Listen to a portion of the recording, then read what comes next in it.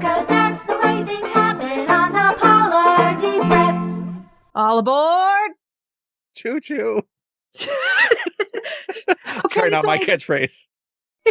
That's great. I love it. It's either that or choo-choo, ding-ding. There was a bell. question mark on the end. Choo-choo? Yes, choo-choo or not choo-choo is really the question this film asks. That is the question. Well, we opened up the advent calendar and we came up with minutes 4 through 8 of 2004 film The Polar Express, where we got to see the eponymous Polar Express. They didn't keep us waiting that long. And also gave us the phrase that defines this entire film for me, which is stark, barren, and devoid of life. Yeah. What that a was way to put a button on it. Yeah, and as I recall, because this is 2004, this movie came out, and I was watching like Movie Surfers and all that stuff, and I remember hearing like directors and film people talking about like this challenge with this new computer animation is we can produce camera movements that are like impossible, and we don't want to rely too heavily on those because it's like disorienting to the film going audience. But in the first 5 minutes of this thing, we have a shot from the point of view of an encyclopedia page. Really a lot of interesting tone setting in these 4 minutes, including like the waterphone horror movie sounds when the train pulled up. The entire train pulling up was ominous. There's nothing felt magical to me. It all felt sort of like, oh my God, you've called on the curse of the train. The train has arrived to take you away. Mm-hmm. Like, one of the things that makes everything comes back to Charlie Brown with me, but like what's great about the Charlie Brown Christmas special is the first line is, I think there's something wrong with me. And I feel like the Polar Express escalates that. There's an aura of sort of foreboding about the whole thing. Yeah. I think there's something wrong with this. Yeah, I think there's something wrong with Christmas, Linus. It's not me now. It's Santa's fault somehow. Because, yeah, little Toto, as we decided to call him yesterday, is a Santa truther, and he had a Santa dossier.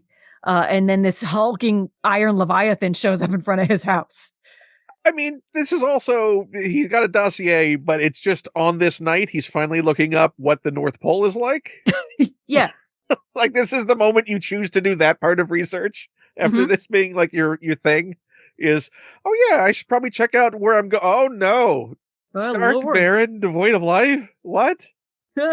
Just like my suburban street that we panned over yesterday. How can Santa possibly exist up there? Yeah. Well, I exist down here, I guess. Yeah, so I guess causatively, we both exist. That's how it works, right?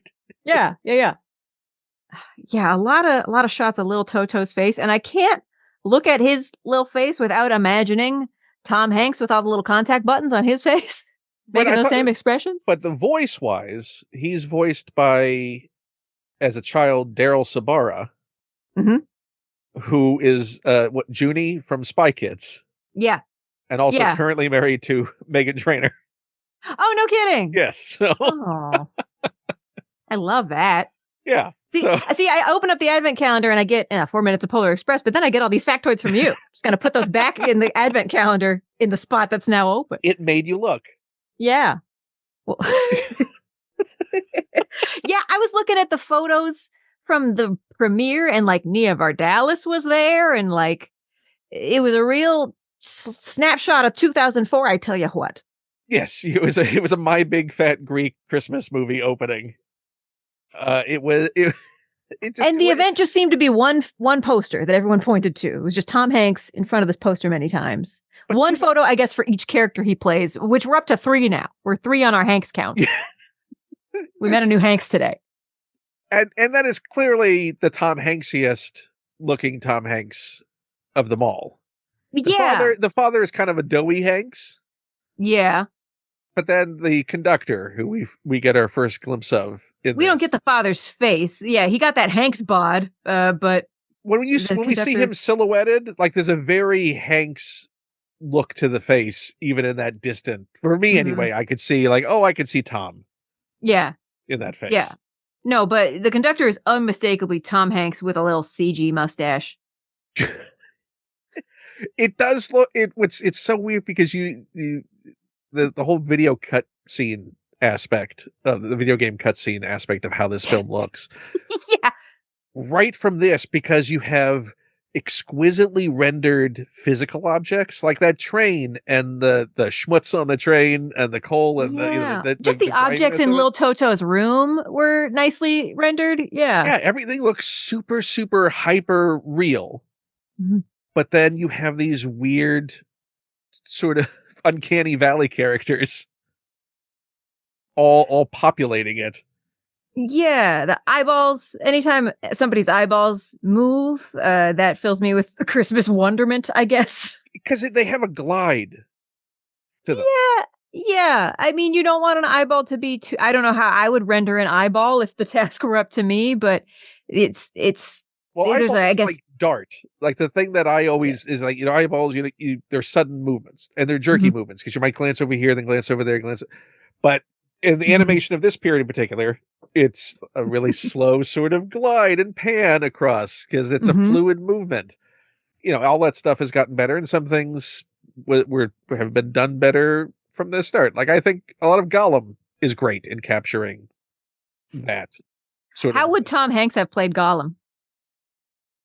I think we're going to see some aspect of that as we go through this. In a folksy way? Like a folksy Gollum? Like, my precious. My precious. Welcome aboard, my precious. But then it would just... but then, like, the Smeagol voice would be basically the same, just, like, a little louder. I think the Smeagol voice would be his southern accent from the Lady Killers. Or the Dutch accent from the Elvis movie? Yes. Yeah. It's Colonel Tom Parker. Yeah. And this was the first scene of many where we have Hanks acting against Hanks. We got Big Hanks and Lil Hanks. Hanks v. Hanks. The Hanksening. I saw one of the making of featurettes, the only one I could find, where, he was like talking about they have a kid who is just the stand-in, who's not wearing any mocap stuff. And then Tom acts down to that kid and then switches places with him, and like they just hold up a Tom Hanks head on the stick for him to act up towards. I think that was still Daryl Sabara being brought in to do the opposite. This body here. doubling? Yeah. And then doing the voice. If I think that's how they did it. It might be another stand-in for it. You would think you'd not bring in the the additional motion capture for Hero Boy is Josh Hutcherson. Hero Boy? Is Josh Hutcherson. From the Hunger Games. That Josh Hutcherson. Yeah, that's right. And who also would star in another Chris Van Allsburg adaptation with Zathura. He was the co-lead in Zathura. A lot of book adaptations he's getting. Yeah. Including the Hunger Games. Hey, it's a gig. Maybe he's we're doing an adaptation. Can we get Hutcherson? It's not an adaptation without Hutcherson. He makes it all seem real. He grounds it. He grounds the piece. Which makes you wonder if maybe Sabara got too old, or had a growth spurt for the motion cap. Maybe. Just wasn't the right. It just Tom Hanks saw him and was like, I wouldn't look like that if I was a boy. I would sound like that, sure. Oh, no. Sabara didn't do any. I'm wrong. Sabara only did the voice. So it's Josh Hutcherson. Voice. And Hutcherson is the one who's standing opposite Hanks. But that's just the body. All the face is Hanks, right? Yes. That's yes. So I guess for scaling purposes, although I'm sure Hanks tried it. It's like, I can do it. Let me do it. I'll just put my knees in my shoes. Yes. Like Dorf. Tim is good enough for Tim Conway. It's good enough for Tom Hanks. Well, I wonder if tomorrow Lil Toto will board the Polar Express. I guess we'll have to find out tomorrow. Let's chug along to the future. Tickets, please. Down to the North Pole. Choo-choo. Pressing stop. 'Cause that's the way things happen on the